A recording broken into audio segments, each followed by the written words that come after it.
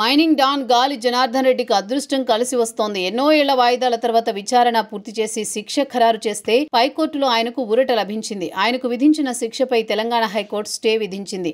ఆయన విదేశాలకు వెళ్లకూడదని, passport surrender చేయాలని ఆదేశించింది. శిక్ష ఖరారయ్యే వరకు ఆయన కండిషనల్ బెయిల్ పై ఉన్నారు. విదేశాలకు వెళ్లాల్సిన ప్రతిసారి కోర్టు అనుమతి తీసుకునేవారు. 10 లక్షలు చెప్పినా 2 ష్యూరిటీలు కల్పించాలి అని హైకోర్టు ఆదేశించింది. తాను ప్రజాప్రతినిధిని, ప్రజలకు సేవ చేయాల్సిందని గాలి జనార్దన్ రెడ్డి వాదించారు. తాను అక్రమ మైనింగ్ చేయలేదని ఆయన వాదించలేదు. తనపై ఎంతో మంది ఆధారపడి ఉన్నారని ఆయన చెప్పారు. గతంలో తెలంగాణ హైకోర్టులో ఐఏఎస్ శ్రీలక్ష్మికి ఊరట లభించింది. తర్వాత సుప్రీంకోర్టు ఆమెపై విచారణ జరపాలని ఆదేశించింది. ఆ విచారణ జరగాల్సి ఉంది. నిందితులందరికీ శిక్ష పడిన ఆమె మాత్రం హైకోర్టు ఉపశమనంతో విచారణ నుంచి తప్పించుకున్నారు. మరోసారి ఆమె ప్రమేయంపై విచారణ జరగాల్సి ఉంది.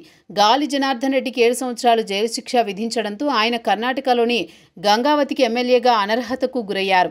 ఇప్పుడు శిక్షపై హైకోర్టు స్టే విధించడంతో అక్కడ ఉప ఎన్నిక జరిగే అవకాశం లేదు. మళ్లీ ఆయనపై హైకోర్టు విచారణ జరిపి శిక్ష ఖరారు చేస్తే అనర్హత వేటు పడుతుంది. ఆయన మైనింగ్ చేసినట్లుగా సాక్ష్యాలు లేదనుకుంటే కేసు కొట్టేస్తారు. ఏది జరిగినా మళ్లీ ఇరు వర్గాలు సుప్రీంకోర్టుకు వెళతాయి. ఈ కేసు మరింత కాలం సాగడం ఖాయమని తాజా పరిణామాలతో స్పష్టమవుతోంది.